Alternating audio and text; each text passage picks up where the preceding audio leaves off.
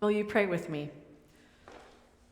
Loving Creator, in this time of reflection, we ask for your peace, we ask for your calm, we ask for your hope. And as we take permission to pause, may only truth be spoken and only truth be heard. Amen.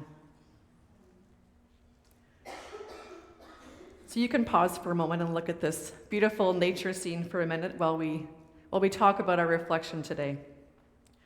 Where I wanted to start was where we meet Jesus today in the lectionary.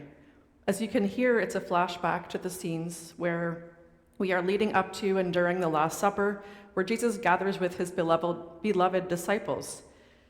And one of the translations refers to this scene as Jesus comforts.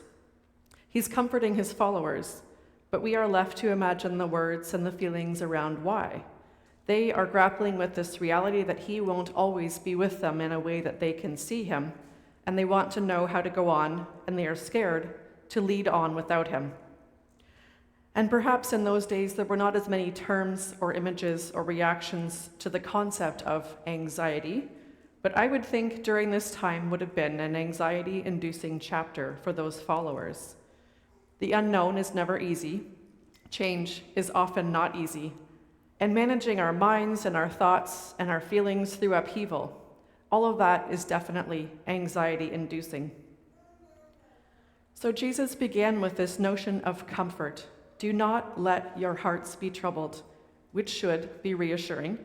But Thomas is then rushing on to the next step, always the logical one, wanting to understand the process.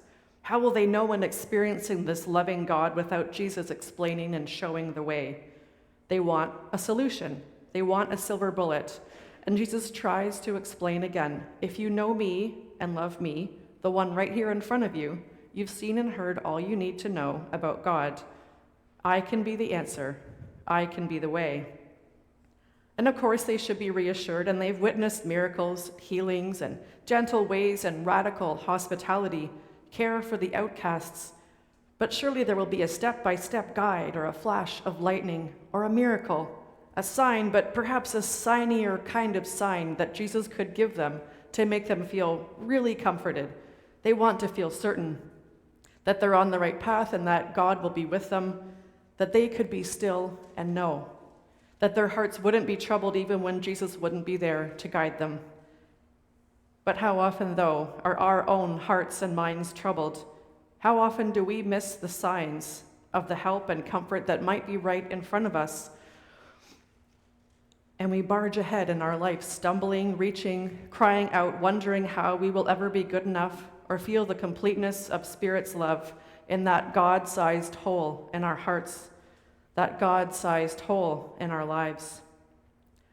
I need to acknowledge that the style and language of this verse in some translations and in some uses can be used to exclude and hurt those who aren't seen as the right kind of follower of Jesus, or maybe not a good enough Christian, that maybe they didn't pray hard enough to make their mental health better. And I want to call that out because I don't think it's fair, and I think it's a gatekeeping interpretation that doesn't work for me and doesn't serve us here. But we need to mention it because it's what can happen when we are struggling in low points in our lives with loss or hurt or a diagnosis or anxieties, all manner of mental health distresses. Some of us have been told the only solution to a hurting soul and mind is more Bible, more prayer, but often that leads to more shame if it doesn't work. Some of us have believed the only solution to a hurting soul and mind is to work harder, faster, longer, pull up those bootstraps, and God will reward us. But that often leads to burying the hurts and numbing them in unsafe ways. Some of us have told ourselves a story that the cause of the hurting soul and mind is all our fault, our weakness, our brokenness, but that only serves to isolate and separate us from the care and kindness that we not only crave and deserve, but from our Creator, but also from our own community that is right here in front of us, wanting to love us. Mental wellness has so many components to it. Some have described it in different images as a three-legged stool to encompass the physical, the mental, and the spiritual.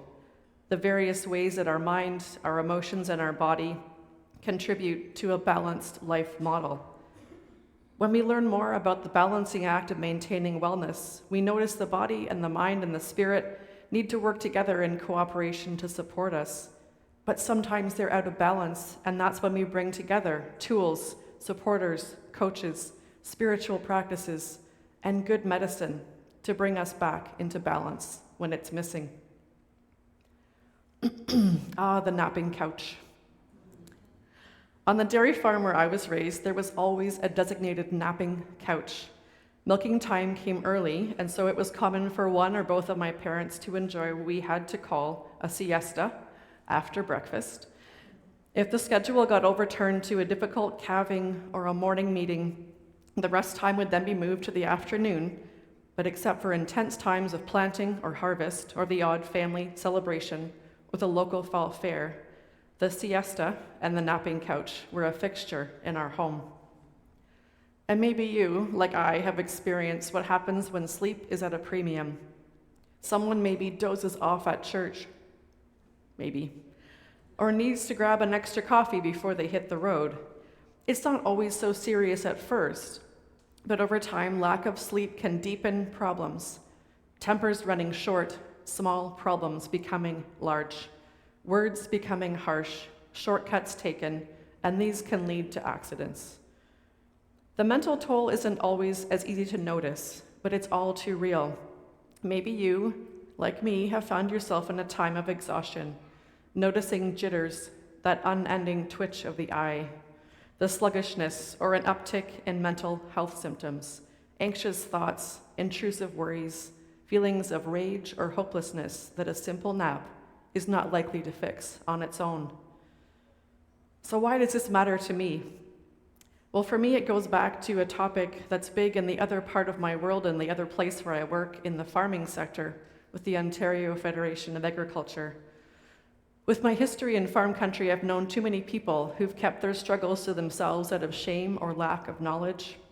And they've often chosen over-functioning, that idea of taking that Protestant work ethic to the extreme, and that the busyness of managing a business then also can lead to burnout, substance use, family breakdown, and many difficult situations, all in the name of keeping the farm running. What brought this to a head for me was my journey with a colleague who was such a bright light. She loved working in agriculture and sharing how our food is grown. So smart, so sassy, and also deeply troubled. There had been signs and problems, but we thought there were solutions. And ultimately, she could not see past her pain, and her life ended suddenly, tragically. Our farm communities were shocked and shattered, because surely she had known she was loved. But unfortunately, it's not always that simple, is it? Sometimes it takes a terrible loss to find a new purpose. And in the months and years since that loss, our sector has moved from panic to programs, with a toll-free program that has a helpline, awareness campaigns, normalizing farmers seeking help, and most importantly, bringing tools from the toolbox to the forefront, so we can all have more access and knowledge of what might support us when that stool becomes out of balance. And of course, there is a wealth of knowledge and research now on all different aspects of mental health in this field, so we can only get one little peek at the aspect of care today. And as you might already tell, I'm focusing today on rest and that idea of a pause. I'd always assumed there were only two ways of being. You were simply awake or you were asleep. And that was it, black and white, pretty simple, right? But I've done a lot of research and I found some really interesting work by Dr. Sandra Dalton-Smith. And it's on the idea of all the different forms of rest that we might benefit from when we feel that need for a reset is coming. The theory follows the notion that a change is as good as a rest. When we're feeling weary, it's worth checking in on ourselves to see what we might need. So one aspect could be the physical, maybe changing from those physical hands-on tasks to a gentler kind of rest, reading from a real paper book or a magazine, listening to music on your favorite chair, or active rest like a gentle hike in your neighborhood, or even getting those steps in through the hallways of your building or at the local mall. The next kind of rest, doesn't this summarize it here, this picture? When your brain is overwhelmed, you probably need some mental rest. Maybe technology makes you too available to everyone and every topic in the news, and you need a break. Maybe some self-care would be to set a timer so you reduce the time you spend on the screens to give yourself a break. The next one is sensory. The world can be loud.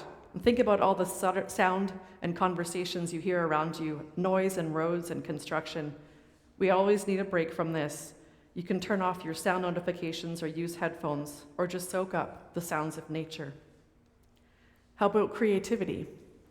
It's not just for children, and it doesn't have to be artistic, but maybe you could remind yourself of the simple joy of completing a coloring page, joining up with a young one to spend time on a puzzle or playing with Lego. Emotional rest is important too, finding people who are safe to come alongside us during these times of turmoil, trusting with friends and counselors, helping to untangle our thoughts and our stress. And I hope that a place like Mount Zion, who's taken so much time to become a welcoming congregation, also has done the intentional work to become affirming, to allow in all kinds of warmth and welcome for all expressions of gender. We can't underscore enough the importance of mental safety for folks having a hard time, and creating a welcoming spiritual community, reflecting the idea that God loves all of us just as we are. Social goes along with this as well, because some of us find that social rest is being alone, and that gives us the recharge, and some of us need the company. And so it's worth finding time to sort out which needs you have, whether it's time for a card night, or a coffee chat, or a community meal. And the good news there is that faith communities excel at bringing people together if that's the kind of rest you need. And of course, spiritual should not be last at all, should be the most important if we're paying attention to this life of faith. No matter how we name our belief system, keeping an awareness of what is larger than ourselves and a sense of purpose is a type of rest. Showing gratitude for creation, sharing our rituals at church with song and prayer, and breaking bread, all of this can be a spiritual reset that we need. Taking time to notice our breath and taking in the sunrise or sunset, even that can be a spiritual practice. So this week, with Mental Health Week going across Canada, the theme is Come Together Canada. And wouldn't you know it, Canadians are finding that isolation is a really difficult aspect of our mental wellness. But isn't it perfect for a place like Mount Zion that we have a loving community to help reduce isolation, to bring about connection, loving us and meeting us as we are, and welcoming? So finally, back to this notion of the permission to pause. Of course, it's easy to tell ourselves a story that our grandfather worked harder and longer, or our neighbors might judge if we take a break. But maybe it's time to think about a new script, and one that acknowledges that we are meant to be human beings, not just human doings. I might say that again. It's okay if we are human beings and not just human doings. And if you're still not ready to find the form of rest you've been craving, maybe you can consider this message today as your permission slip, your permission to press pause. This Mental Health Week, let's be gentle on ourselves and one another, and remember those tools that support the body and the mind and the spirit, and notice the helpers, the face of God in those who care for us, and hold on to the words that Jesus shared with his own followers. Let not your hearts be troubled. May it be so.